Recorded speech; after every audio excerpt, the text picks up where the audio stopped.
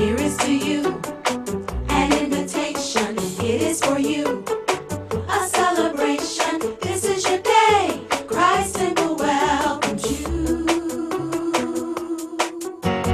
There's no mistake, you are supposed to be here. And yes, he knows all you are going through, so he's prepared Christ Temple just for you. This is the place we lift up Jesus. This is the place we share our love. This is the place we learn to live. Christ Temple welcomes you. This is the place we lift up Jesus. This is the place we share our love. This is the place we learn to live. Christ Temple welcomes you today.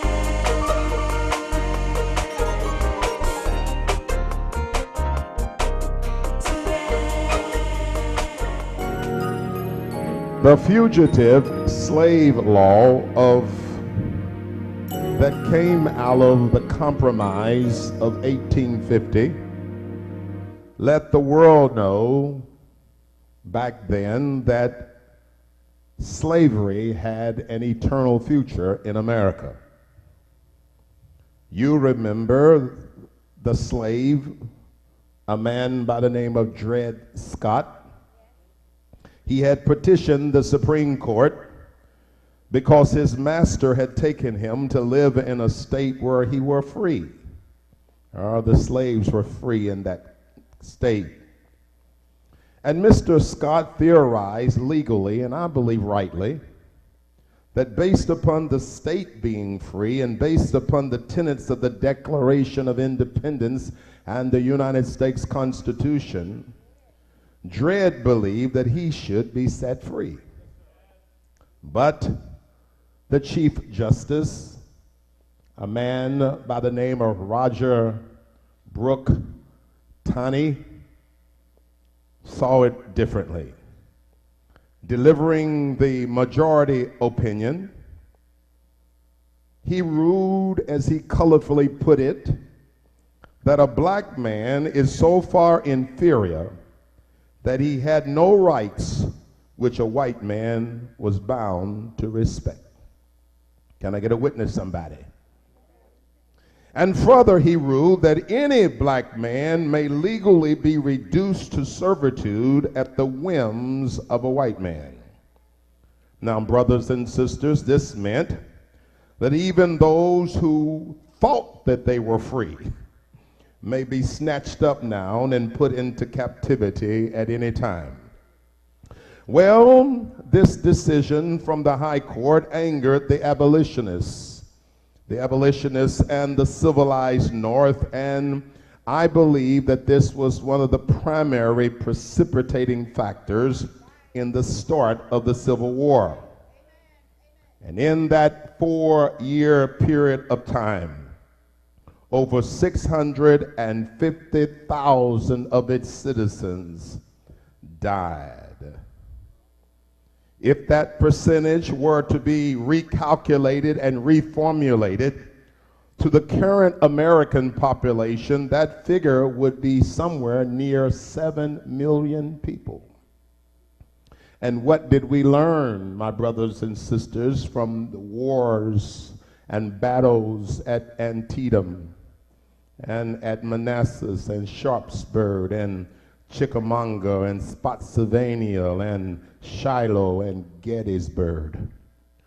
We learn that if the cause or the principle, such as liberty, justice, and personal freedom, if the cause is significant enough, that sometimes you have to be willing to put your life on the line. Dr. Martin Luther King said it best.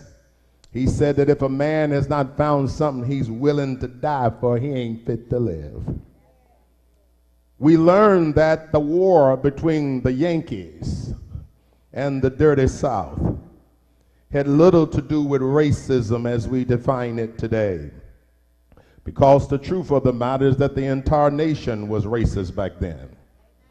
No, my brothers and sisters, what the Civil War was about was limiting or stopping the expansion of slavery into the Western Hemisphere of our budding nation, and of one part of America that wanted to preserve in perpetuity a slave state of human bondage.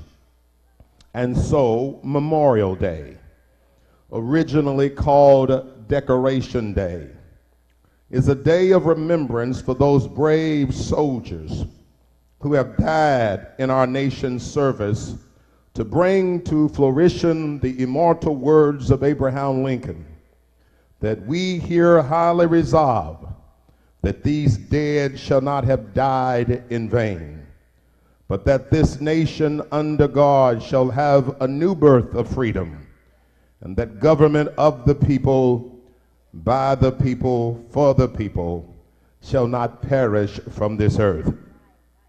And so it is, as a former soldier, I want you to remember tomorrow when you barbecue and celebrate Memorial Day, all the blood that was shed that we might be free. Tell your neighbor, say, freedom ain't free, baby. Come on. And I want you to know this, that the captors rarely give up the captives without a fight. And so for Fox News and other haters, they would have no right to critique or criticize Obamacare if it had not been for the brave soldiers that fought to preserve our liberty. You ought to just give God a great big hand praise and tell him, I'm proud to be an American. Well, enough of that. Happy Memorial Day. Today I want to talk to you about the lessons you must learn in the captivity of your wilderness. Come on, somebody say captivity. Bishop, you might say to me, I'm free. The Emancipation and the Proclamation and the 14th Amendment certifies my freedom. But I want you to know this afternoon that I'm not talking about your liberties that are guaranteed under the provisions of the Constitution. I want you to consider and understand today that every one of us, no matter how close we are to God or how close we think we are to God, I want you to know that we all have to go through a wilderness experience. If you will remember, my brothers and sisters, the wilderness experience of the children of Israel was marked by 4 distinctive conditions or places that superimposed itself on the people of God, who were also, by the way, also the people of the promise. What are you saying, Bishop Ford? In other words, what I'm trying to get you to see this morning is that before you can get to the promise, you have to go through the process. Can I get a witness, somebody? You see, my brothers and sisters, God bought you out, but that's just half of your deliverance.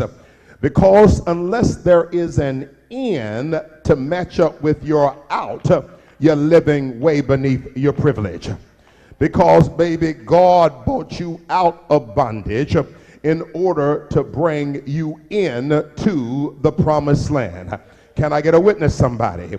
And so then the wilderness experiences that every believer must go through are temporary attitude adjusting places that are meant to teach us lessons that when we finally go in, we might be able to hold on to our blessing.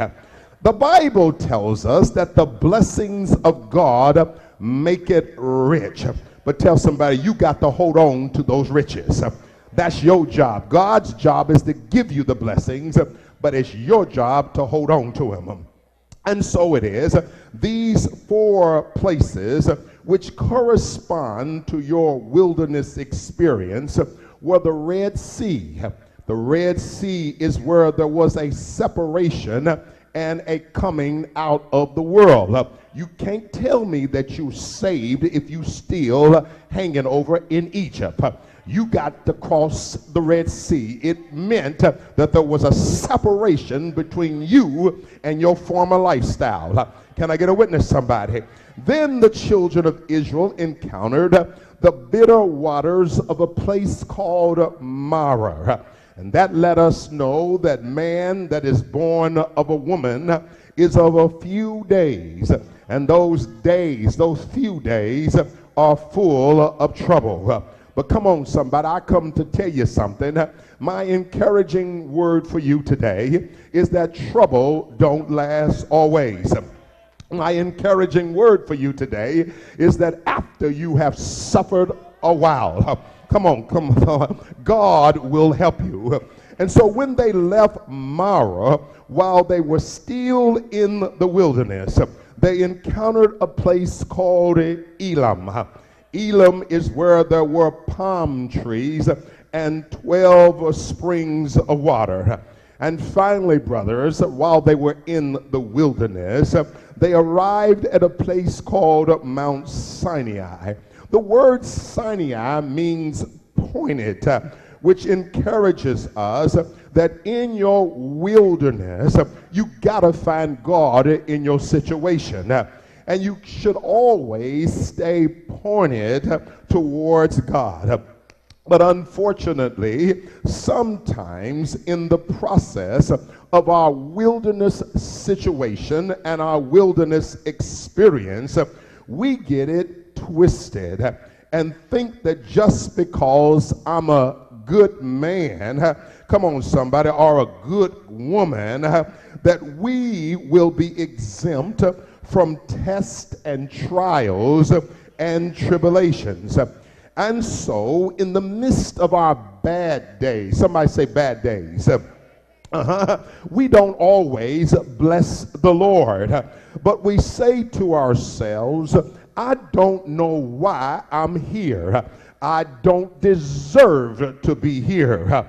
But what we should say is that while I don't understand why I am here, but while I am here, since God knows that I'm here, come on somebody, what does God want me to learn in this situation?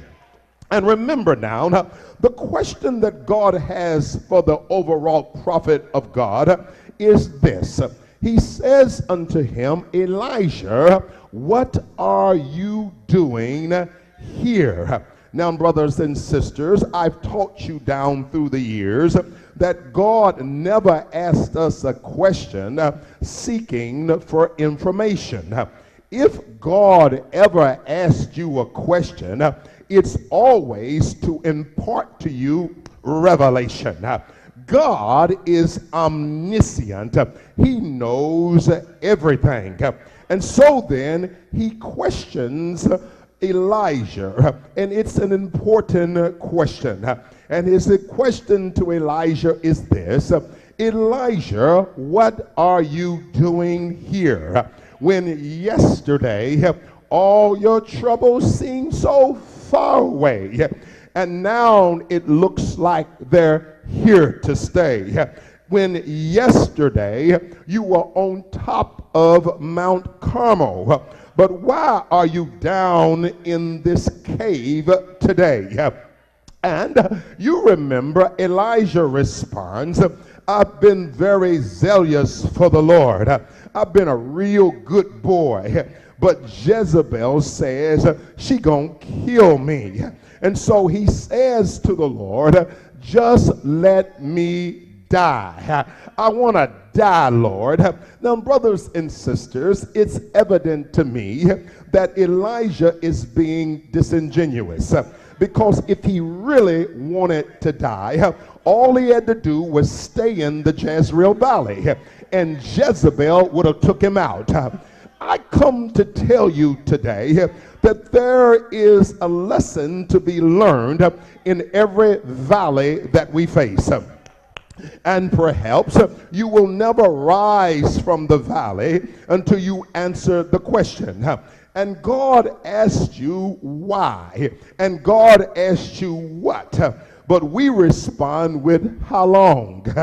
Get me out of this, Jesus. I've been in the storm too long. But there is something that God wants us to know about ourselves. We call this the revelation of me to me.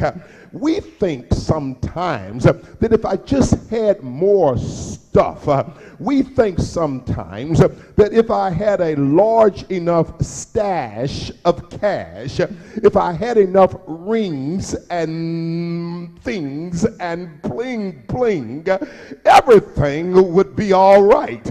But I'm convinced, brethren, that if you get income before insight, the income will just consume you and destroy you. And so, brothers and sisters, I read somewhere where this guy won $2 million in the lottery in January. And by December, he was in prison for writing bad checks. Money does answer a lot of things, but it doesn't answer the main thing. Can I get a witness, somebody? If we are going to be the people of God and the people that God wants us and needs us to be, there has to be a paradigm shift in our thinking based on the storms that we've come through. I told you before that if the test and the elongated process leaves you bitter and not better at the end of the test, then you get a C. You passed the test. You held on to your integrity, but you look worse now, and you are more damaged now than you were before you entered your wilderness. You look like what you have gone through. And when a person comes out of the test with an attitude, no one pities you, no one envies you, they just want to avoid you. Because your wilderness experience has made you bitter. And I don't know about y'all, but I would rather be around a sinner than a bitter person. There is hope for the sinner, but bitterness is a sin of the spirit. And so I come to tell you today that transformation cannot occur within the incubator of bitterness. This then is the situation of a woman by the name of Naomi. Are y'all familiar with her? All right. She entered, as we all will, at some point in our lives, we all will enter into a temporary period of scarcity when what we want and in the amount that we want it is just not available. And so Naomi enters into a temporary period of scarcity, which placed her in a wilderness experience.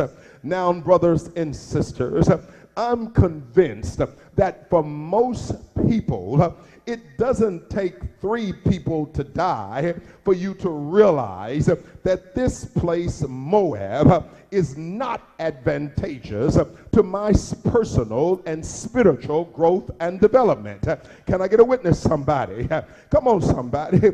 But it took the loss of her husband and the loss of her 2 sons to realize that Moab is no good for me.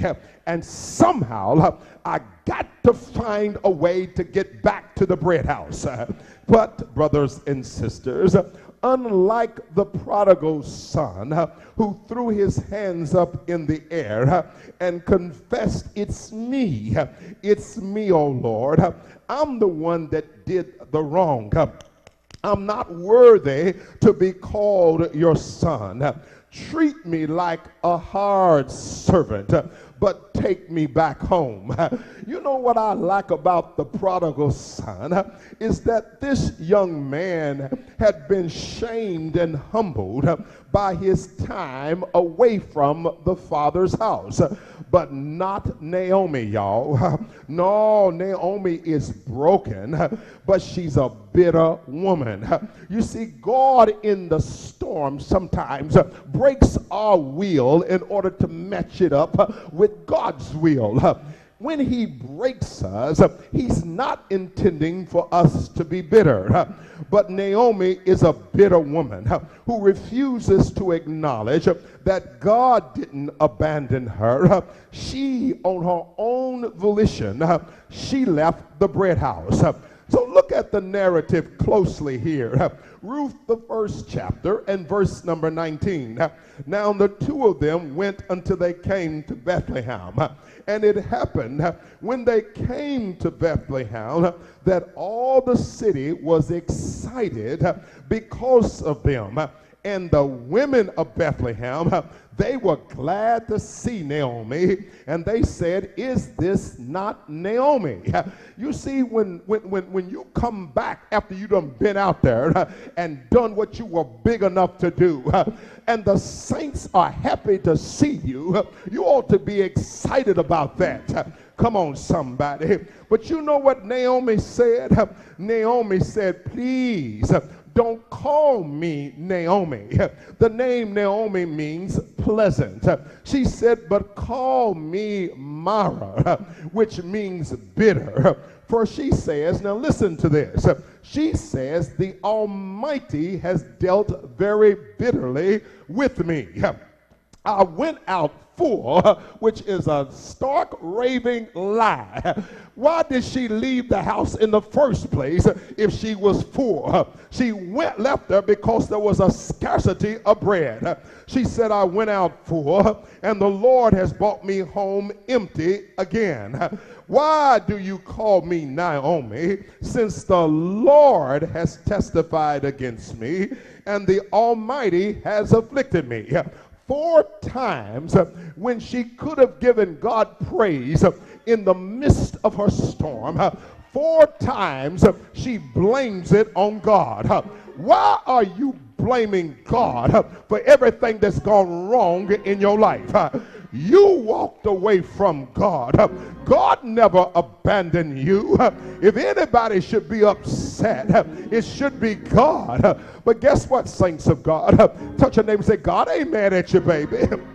No, because he let you come back home to the bread house. He could have killed you while you was in the club out there. When the shots ring out in the club, the bullet could have found your head. Come on, somebody. But he let you come back to the bread house. And he let you come back at a period of time, listen to this, at the beginning of the barley harvest. What are you saying, Bishop Ford? I'm saying that despite your stalls and despite your flaws and despite the fact that you gave yourself permission to go fishing in the flesh, despite all of that, God is still a good God, and he's getting ready to bless your socks off right now. I don't deserve it, y'all, but yet I'm blessed. Now, brothers and sisters, only is Naomi, not only is Naomi going to be well off again, but her daughter-in-law, who is a product of incest, is getting ready to become the great-grandmother of Jesus. It can't get no better than that, y'all. All right, but in order to reach your highest potential and keep your date with destiny, there has to be a paradigm shift in your thinking. Not after, but while you are in the midst of your storm. In fact, you got to understand this, that you were made with the storm in mind. You got to quit blaming things that went wrong in your life on God. You got to quit blaming God. But in the midst of your storm, you got to talk to yourself and tell yourself, I'm coming out of this storm and I'm coming out looking good. Tell your neighbor, I Come on, say, tell your neighbor, I don't look like what I just came through. Come on, say, I just came through hell and high water, but I don't look like hell, y'all. I don't feel and I don't smell like what I just came through. Clap your hands and give God praise up in this house.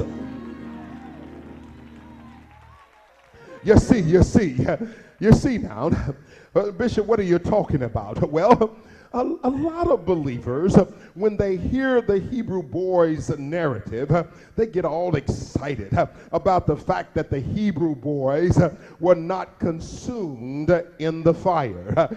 And that's fine. You can get excited about that if you want to, because that is a certified and a bona fide miracle. But that's not where the Bible places its emphasis in the narrative. Now watch this. I'm reading now from Daniel 3:27.